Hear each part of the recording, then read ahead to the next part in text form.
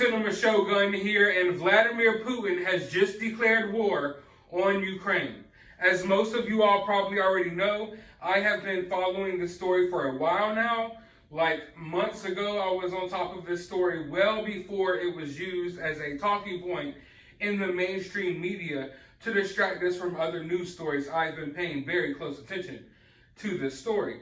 And today, I was looking at the developments on the ground over in Ukraine, and I saw that there was a dramatic uptick in cyber attacks. Now, there's been cyber attacks going on for weeks now over there. Some can even say years, I guess, if you really want to be technical about it. But today, especially as of probably like 5 or 6 hours ago, there was a dramatic uptick in these cyber attacks. The next thing I noticed was that civilian aircraft that were flying over Ukraine were starting to be diverted. They were doing loops and turning back around, going back to wherever they came from. And that, gave me an indication that maybe they were closing the airspace over Ukraine. About an hour or so later, we get the news that they are closing the airspace over Ukraine. It is a no-fly zone over Ukraine right now. And the situation is getting bad. So the UN, for the second time this week, and forgive me, I'm a little all over the place here because all of this stuff is just currently like developing as I speak. The UN just had their second emergency meeting within the past 3 days about the situation in Ukraine. And in this meeting, they are sitting there urging Putin to not go into Ukraine, to not attack, to not invade. And literally, as they're having this meeting, and the meeting is still currently going on as I record this video, they're in the middle of this, special emergency UN meeting, and then Putin calls a speech of his own, a meeting of his own, and he addresses his nation. Now, I believe it is 5-something in the morning over there in Russia, and he is addressing the nation, letting them know that he has declared war on Ukraine. But he isn't calling it an invasion. Instead, he is labeling it a special operation, a special military operation into Ukraine to demilitarize the nation and to denazify the nation. He claims that Ukraine is nothing more than an anti-Russia created by NATO, and that the expanse of NATO is becoming dangerous to his people. And he let it be known that he means business. He said a few things that I found really interesting, which kind of hinted at the fact that he is ready for more than just this Ukraine conflict. That he is fully ready, prepared, and expecting this to turn into something on an even bigger scale involving other countries as well. I want to read you his direct quotes. To anyone who would consider interfering from the outside, if you do, you will face consequences greater than any you have faced in history. All relevant decisions have been taken. I hope you hear me. Those who try to prevent us will receive a military response. This response will lead to consequences that you have not yet encountered. We are ready for anything.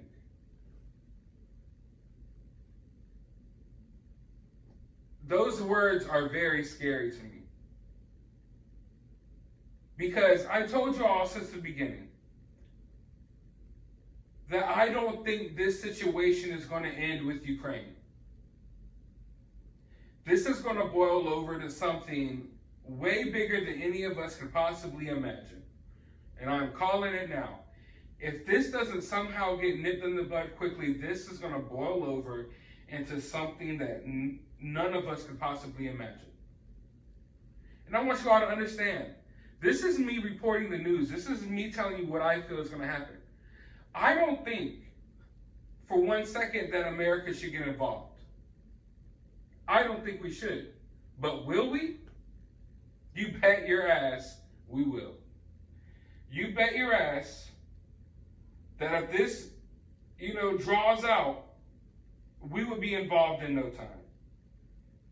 And in fact, we're already involved. We're already the ones supplying Ukraine with the weaponry to fight this war. And I just say it's only a matter of time, folks. Biden has already ordered more troops to be sent to Poland. That's another thing I need people to understand, is that these countries, not Russia, but Ukraine's not the biggest country in the world, okay? We have a lot of troops right on the border of Ukraine and Poland. If you think this conflict isn't going to spill out beyond these borders, then I don't know what to tell you. But Putin also says right here is that his decision has been made, and he's ready for whatever comes from that, whatever consequences come from that decision. He's ready for whatever NATO is going to do because of this. He's ready for NATO's response. So, ladies and gentlemen, this is obviously going to be a very crazy situation. The airspace over Ukraine has already been closed to civilian aircraft, which leads me to believe that we will see an invasion on a more broader scale happening throughout the night. I do believe that we will see some, it's hard to even talk about it, but I do believe that we're going to start seeing some airstrikes. We're going to start seeing some missiles dropping. This situation is going to get bad. Thousands and thousands of lives can be lost in a matter of days. Hell, by the time I wake up in the morning, thousands of lives can be lost. The situation's already taken place. I've already told you that there's already been a little bit of fighting in certain regions of Ukraine, and that fighting has gotten worse. The tanks have already started to roll in. I've already seen several videos of explosions. I've seen videos of a checkpoint in Ukraine. I want to show you some pictures from this one checkpoint in Ukraine where it looks as if the Ukrainian military has been forced to flee their post.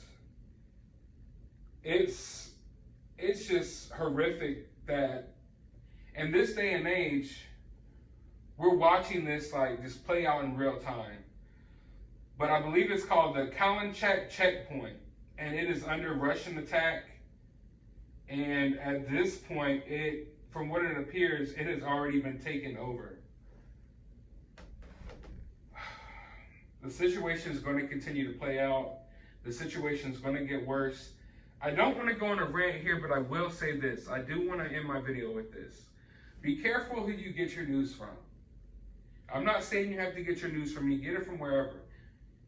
But what I will say is there's some news sources that I thought were at least a little tad bit more credible than others that haven't been taking this situation with Ukraine seriously. In fact, they've been downright downplaying this situation as if it doesn't exist. Now, I know there's other, big news stories happening. I would argue there's a news story happening right in Canada that affects us right here in America more than what's going on in Ukraine, at least at the moment. But that doesn't mean that this situation in Ukraine does not exist. I have seen a lot of people downplaying this as if it's just, like a non-factor, as if it's not even going to happen, as if it's crazy talk to even believe that Russia is about to invade Ukraine. But if you just took 2 minutes to look into the situation, if you knew anything about history, if you knew anything about the different various wars that have happened throughout history, then you would clearly tell this country was getting ready to invade Ukraine. But they constantly downplayed the situation. But of course, let's be honest, Russia was downplaying the situation, and Ukraine was downplaying the situation this whole entire time. And I believe that is going to cost a lot of people their lives. Because for weeks now, they have been telling people to get out of Ukraine. Get out of Ukraine. We've been urging our citizens to get out of Ukraine. Yet Ukraine has been downplaying the situation. Of course, Russia is going to downplay the situation. And then a lot of our news outlets over here in America have been downplaying the situation. And now, all flights are over with. The airspace is closed. There's no more flights going out of Ukraine. There's only going to be flights into Ukraine. And those flights are going to be Russian fighter jets and bombers. So all I'm going to say is just be careful where you get your news from. But I'm praying for the people of Ukraine tonight. I'm praying for the people of Russia tonight. Because at the end of the day, it's the common people that are losing their lives because of decisions that are made by the elites. But I want to know how you feel about the situation. Let me know down in the comments below. I'm probably going to be up all night. You may expect some really late night videos coming from this channel as the situation plays out. But if you don't hear from me tonight, you will hear from me first thing in the morning about the situation. But let me know your thoughts down in the comments below. Hit that like button, hit that subscribe button, ring that notification bell, because I will be covering this story very closely. And as always, find some time out of your day to just appreciate life. Wherever you're at in the world tonight, thank God that you aren't in a situation like these people are.